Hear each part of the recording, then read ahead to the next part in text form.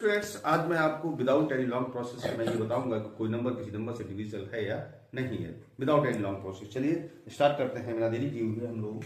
जैसे कोई नंबर है, मान लीजिए 24869, अगर ये 2 से डिवाइड है या नहीं, मान लीजिए 8 लिखा हो, अगर लास्ट का नंबर 2 से डिवाइड है या नहीं, तो लास्ट का नंबर अगर इवन नंबर है या फिर जीरो है, या तो इवन नंबर हो या जीरो है, इसका मतलब वो नंबर 2 से डिवाइड हो जाएगा।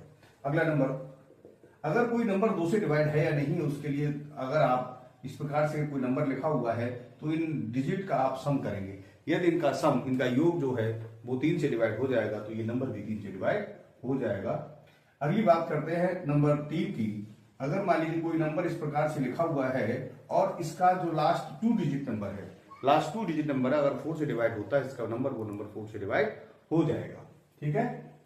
और अगला नंबर है हमारा, अगर कोई नंबर इस प्रकार से लिखा हुआ है, अगर लास्ट कोई नंबर 5 से डिवाइड है या नहीं है, उसके लिए लास्ट डिजिट 5 या 0 है, तो इसका मतलब वो नंबर 5 से डिवाइड हो जाएगा।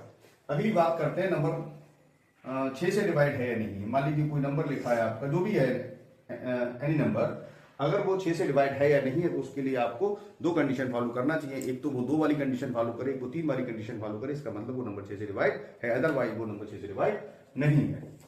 चलिए अगली बात शुरू करते हैं हम। नंबर 7 से डिवाइड, 7 से डिवाइड नंबर करने के लिए इसके लिए कोई प्रोसेस फिलहाल नहीं है, इसके लिए आपको डिवाइड करके देखना पड़ेगा ये नंबर डिविजिबल है या नहीं है। अब बात करते हैं 8 की। मान लीजिए कोई नंबर 8 से डिवाइड है या नहीं है, इसके लिए 8 से डिवाइड करने के लिए हमको क्या करना पड़ेगा, 3 डिजिट नंबर, लास्ट का जो 3 डिजिट नंबर होता है, ये कोई 8 से डिवाइड है, इसका मतलब वो नंबर वो 8 से डिविजिबल है। ठीक है। अगली बात शुरू करेंगे। कोई नंबर जैसे इस प्रकार से लिखा हुआ है, जैसे मान लीजिए आपका लिखा है 8 3 11 12 13 14 15 16 17 18 19। अगर कोई नंबर का सम है, कोई नंबर का सम है मान लीजिए, और वो नंबर अगर उनका सम जो है वो 9 से डिवाइड हो रहा है, इसका मतलब वो नंबर जो है 9 से डिविजिबल है।